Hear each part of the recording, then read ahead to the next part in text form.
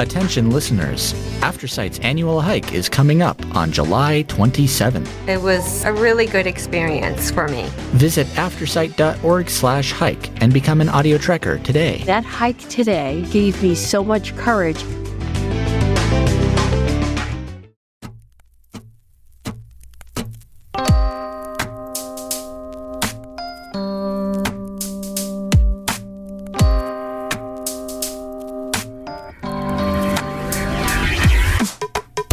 Welcome to Blind Level Tech.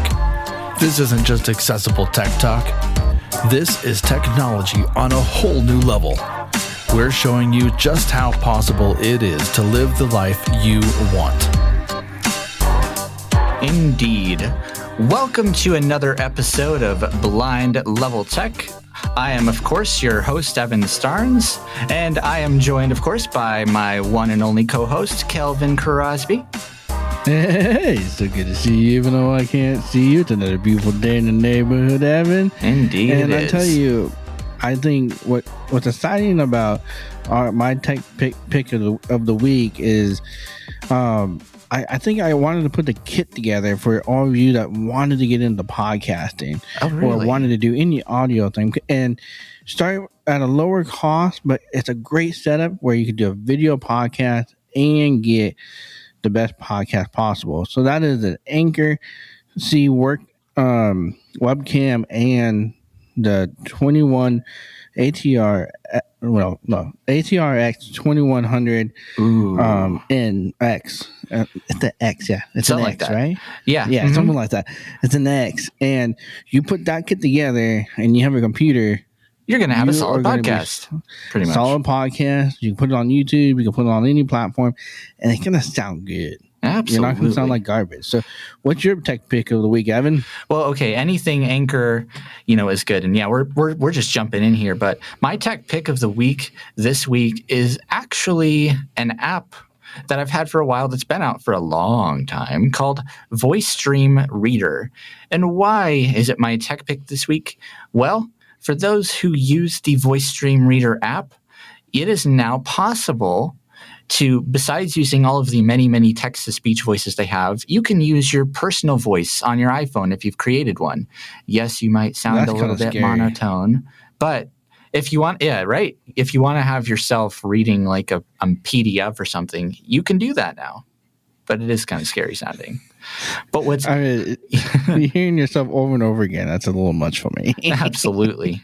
But what's not much for me, and definitely what is not scary sounding, is today's guest, Emily Joustra. She is from the Veterans Association and is an assistive technology therapist. Yes. Hi, Emily. Welcome to Blind Level Tech. Thank you. I'm so happy to be here. It's great to talk with you guys finally and excited to chat today. Absolutely. Well, what's your favorite piece of tech this week, Emily? Oh my goodness. I did not prepare one, to be honest, but That's okay. Off the top of my head, I know you guys just talked about the Seeing AI being on Android recently, but I do just want to shout out the Google Lookout app because I really like its product identification stuff. Unlike Seeing AI, the product identifier on Google Lookout can actually just see, instead of just the barcode, it can look at the label and also tell you what it is, which is pretty neat. So that's what I will shout out today. That is awesome. Absolutely. I've praised their product recognition before. It's also just incredibly responsive too. Oh, yeah. So absolutely. So, well, you work with veterans of different ages, different levels of tech experience, particularly with vision loss. Mm-hmm. Yeah. Perfect. Yeah. Well, let's just kind of dive right in here. So when it comes to when you first get a client, per se, I guess we'll use that word, where do you start with a client first? Like, how do you even begin in the very first place? Yeah, great question. Well, I get people referred to me specifically for technology through like a different case manager person called a VIST coordinator. You don't have to remember that. There's so many acronyms in the VA. Good to But know. basically, they'll just be like, if they're talking to their VIST coordinator and they're like, hey, having some trouble with tech, or I want to try this out, they'll get a referral to me, and I have an assessment that I do that is not super complicated. I basically like to explain it to people like, what tech do you have? What's going well? What's not going well? And how can I help out with it? So I go through each and every type of technology they have, phone, tablet, computer, smart speaker, anything like that. Figure out how old it is, figure out the operating system. And if they're doing well with it, fantastic. I don't need to do anything with them. But if they're like, I'd really like to be able to check my emails and I'm having trouble with that, or my screen size is really small and I'm trying to use things a little more visually and that's difficult. Then from there, I help them make goals based off of that we work on together. So yeah, the start is just what they have and seeing how it's going. Absolutely. So Emily, so as you do this assessment, like as you're starting to see how they're progressing, what is one thing I come to realize that because you're working with the VA, so they had vision at some point in their lifetime. Because you're probably not seeing anybody born blind at all, probably not. And so I'm just curious. So with this assessment, are you kind of leaning one direction or another, or are you kind of one of those people that just takes everything and tries to mold it to the right person with what is available in the world, or try to pinpoint? Basically, are you one of the like? There's instructors that say, "Oh, I only train this. I only want you to use this," or have a broad term and use all the different tools and best mold it to that person. Yeah. Do you have a technology bias? I have veterans ask me that all the time, or they'll be like, I don't know if I should go with Apple or Android. What do you suggest? I always tell them I am the worst person to ask that because my personal phone's an Android, but I also have an iPad at home and a MacBook Air and a Windows laptop. And at work, I use an iPhone and a Windows computer. So I don't really have a bias in that sense. And I do try and make it very individualized to the person that I'm working with. So if someone does have a background with Apple, we'll probably continue with Apple. If they have a background in Android, we'll probably continue with Android, unless there is something that shows like, hey, it would really be better, like this other device would really be better than what you have now or what you're used to using. Because I find that people do best with stuff they're familiar with. So I like to try and come up with a plan that incorporates things that they're familiar with, just maybe with some additional accessibility features. No, absolutely. What I've noticed in the past from a lot of different training organizations is they really tend to favor Apple and iOS products. Do you know like why they would be? Why do you think they're favoring these products over Samsung and Android products? That is a great question. I have a theory. I have not backed it up with any facts, but my theory is that, as you guys probably know, 5-10 years ago, Apple's accessibility was far and beyond what anything Samsung, Android, anything really had. Now, I've only been working in this field for a few years, and so I was learning along with as Android was getting better and integrating more of those accessibility features. So my stance is very much like, hey, whatever works for you works for you. But I know that people who have been using technology for a while are a lot more biased towards Apple because they were the first ones to have those accessibility features and really do them well. And so the VA sometimes is a little like that as well. I used to work at an inpatient blind rehab center at the VA in Tucson, and they stocked Apple products. if you wanted an Android product, we could special order it, but we didn't have it in stock. So it still kind of is a bias out there, but I think it's slowly going away as people realize that both have really good features on them. Mm-hmm. So kind of tell us a little bit. So as you give them, you figure out what the best product is for your client, and really see, all right, this is going to be what's going to be ideal. This is what they need, and then how do you then determine how you're going to train them on it, or are you just kind of, so here's your tools, here it is, and do you have a curriculum? Do you follow? What do you do from there? Yeah, no curriculum. I'm flying by the seat of my pants. Actually, part of my assessment, I do ask them what way they like to learn best, like what their preferred learning style is. Because I definitely have some people who are like, just give it to me and I'll figure it out. And I'm like, fantastic. I'll call you in a few weeks and see how it's going. I have other people who are like, I need to see you once a week. We really need to work on this together. I need to see you do it. I need notes. And so it is, again, very individualized. So based on what they tell me there, and also based on how I observe them interacting with it for the new device for the first time, I kind of figure out like, all right, are we going to go more hands-on? Are they going to want some more notes? Are they going to be free to go? This probably is not the most professional, but I go off of vibes a lot of times of how I feel like they're doing. Sorry. Oh my gosh, somebody else uses my term.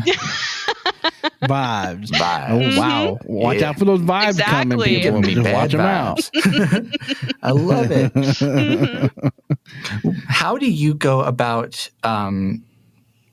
let's say somebody wants to try a device that they don't have, or you know that there's a piece of technology for somebody that would benefit them more than the device they're using. How do you go about like trying those devices out? Like, do you have trial devices at the office that you guys can just kind of mess with? Yeah, I sure do. So in the office, I have an iPhone, iPad Pro, Samsung tablet, Samsung Galaxy, I think it's the S23 Ultra, an Echo Nice. Show, a regular Echo, a Mac computer, and a Windows PC.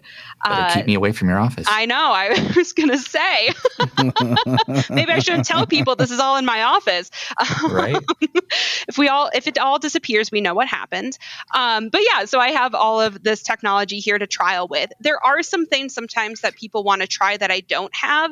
And if that's the case, I either will try and get the device or work with somebody else who's worked with it before, or just go really in depth online and be like, all righty, I'm going to try and explain this to you best I can and how it's going to work and hope for the best. So, yeah.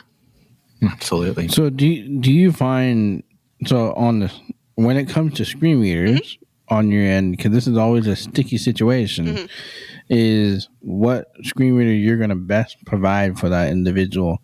What are you finding is fairly more common for people? That is a very good question, screen reader wise. Do you mean just like computer screen readers or screen readers in general across all platforms? Kind of all platforms, because I mean, because you provide all those different resources. Some people might just need an iPhone. Some people might just need a computer, or depending on who they are. Because I know for me, I use an iPhone and Windows computer and an Android, so I'm just all over the place and just a little too crazy. Yeah. So in your case, like, what are you finding to help somebody be successful is kind of their kind of screen reader they're going to prefer? Yeah, most of the time what I would be teaching with a screen reader is VoiceOver, the classic. And even like a step before that, because as you mentioned, a lot of the people I work with, either they had sight and they've lost it, or they're progressively losing it. So if they're not quite at the point of a full screen reader yet, I do a lot of the spoken content features on iOS. And also, I forget the official name for it on Android, but that's available Talkback. there too. Yeah. Yeah, exactly. Talkback. And then the other one that's just, Select to Speak. That's what it's called. Oh, Select yes. to Speak as well. On computers' ends of things, I will say I don't have a ton of people who do JAWS, but I do have a few people. If we do a screen reader, typically people gravitate towards JAWS. So those are probably the main ones that I'll be teaching over here. It makes sense being the industry standard, but yeah, I was curious because with all the new, free and different screen readers coming out. So, how do you, how like extensively do you work with a client, and kind of how do you determine, when to, I guess, step away? That is a great question. I will say for a lot of it, I try and leave it up to them. I will start working with them on the goals. And typically I'll say I'll work with someone once every week or two if they really want to work with me often. There's certain people who, like I said, are very hands off. They're like, I will figure it out. And I might see them once a month or once every other month. But I really try and leave it up to them. So once I have written down that, these are the goals we set out during the assessment, seems like you've reached them. What do you think? Do you want to review it with me? Do you want to come back and work on it? Or do you feel like you're good and you can just have me as a backup as needed? So I do try and let them make that decision. If it is something like they've been with me working for a long time and we're kind of at a learning plateau in the process where we're not really learning anything more, we're not making any progress, then I try to have an honest conversation, just saying, hey, we've been doing this for a while. We're not making a ton of progress. What if we take a break and you come back when you feel like you want to do something else here? So I really do, though, try and leave it up to them. I always tell people I'm not just going to, kick you out and say good luck. I'm just going to try and let them make that decision for themselves. Absolutely. So do you find that people are coming in? I know there's so many different angles that can be approached from the vocational side. Are you finding that you're getting a lot of people from that wanting to still work, or are these more like retired people? Kind of overall, what are you kind of seeing? That is a great question. I will say the majority of people that I work with are retired, and their goals are usually more either communication or recreation and leisure, or a hobby, for example. They're like, I want to write my life story, so I need to know how to use Word, or I want to be able to video call my grandkids or something like that. But I have worked with a few people who are still in their jobs, and I was able to give them a few built-in adaptations on what would be on their work computer because they used Windows to help them out. But I would say the majority is retired people. Absolutely. Well, I'm personally curious, and you don't have to answer this if you don't want to. But out of all of the clients you've worked with, and this is kind of a more personal question, but what was the most notable experience during your career at the VA? The most notable client, or just something that you learned a lot from? That is a great question. You know what? It actually just happened. I had a veteran in his 80s learn VoiceOver from scratch in about 5 sessions with me. Oh my goodness. He did so good. I think what I did is I put links in his notes app to videos so that he could listen to them. And he was like, Emily, I listen to those every day, and I had YouTube autoplay on, so it would play related videos, and I learned it all. And so that was really great. It's really great to see, when people put in the work and are really motivated to see how quickly they can learn these things. Because I don't know if I've ever taught anybody, no matter what age, VoiceOver in just 5 hours. Nah.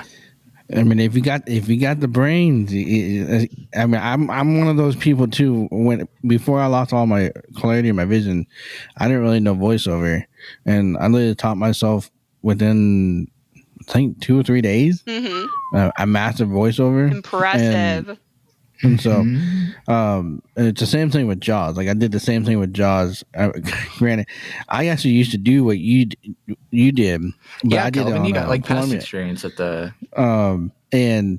But I knew nothing about JAWS, and I knew nothing. Well, I mean, I knew about it, but I was able to quickly get myself hired and train. And I built a curriculum to help help people get employed with the county of San Diego. Wow. And so, Heck yeah.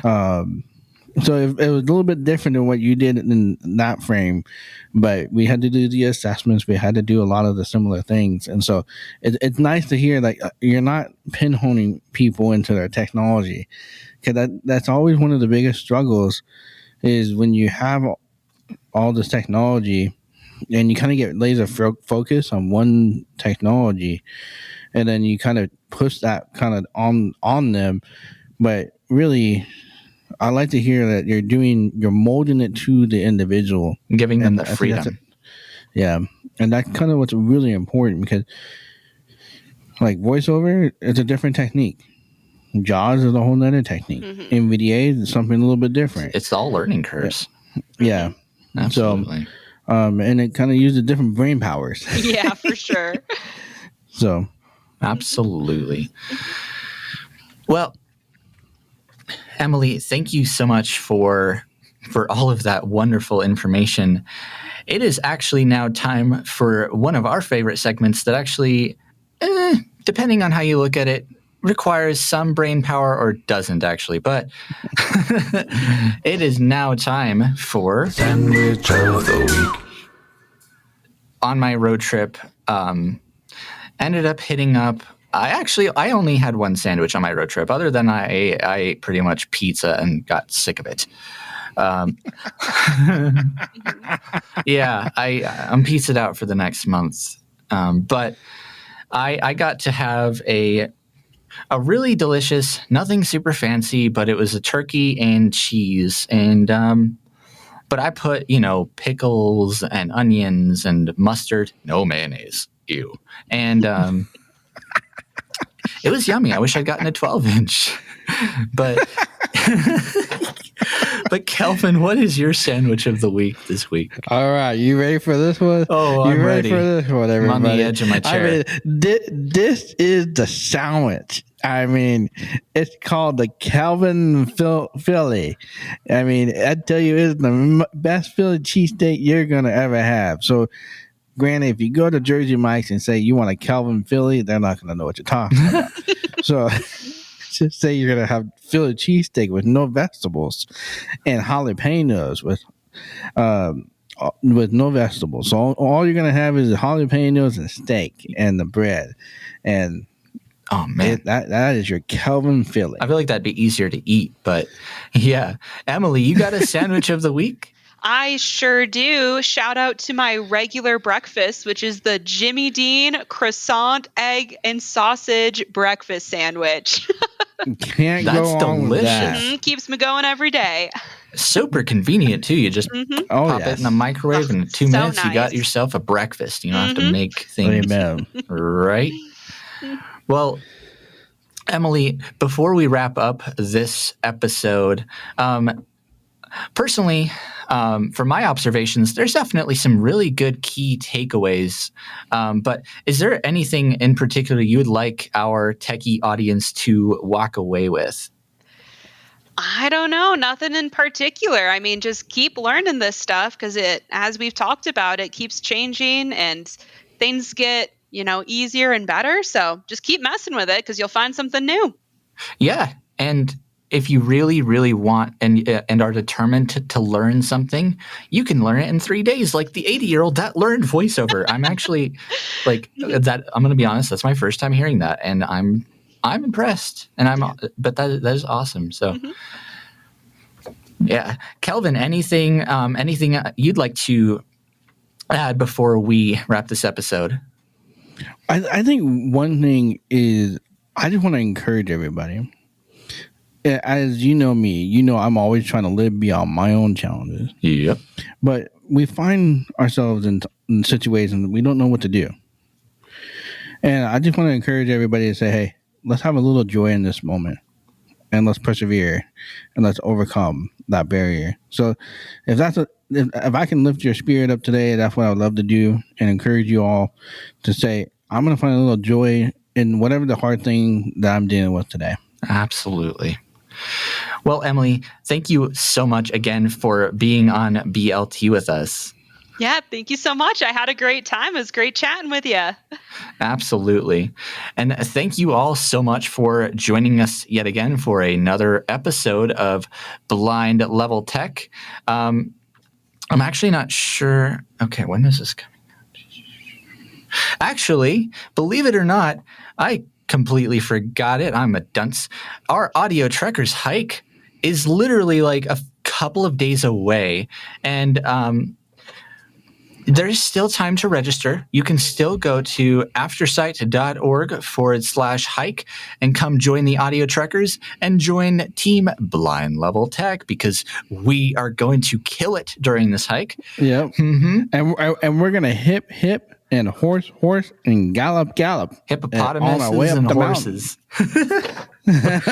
Okay, I'm going to be honest. I actually kind of forgot about that. So I can't believe it too. 'Cause we're having all sorts of fun with that. I'm getting you a horse outfit. You're gonna have a horse outfit. Can I just have a neighing sound button though too, like from Build-A-Bear? Brr, brr. And yes, actually, if you wanna see Kelvin and meet our hosts, come and hike with us. Or if you don't want to go hiking, there is also a nature bathing experience that is going to be put on by our senior programming managers. Her name is Angie, and she's actually she's been on a couple podcasts before, but she's going to do this whole really cool nature bathing experience as well for those who don't want to hike. I'll be hovering around, shoving the field recorder in people's faces, doing some good old field interviews because they are fun, right? You know, I don't know, they're kind of fun, but. Well, anyway, with that being said, we're going to end this episode and wrap it up. Until next week, my name is Evan Starnes, and this is Kelvin Crosby. Go live beyond your challenges and plug in your device.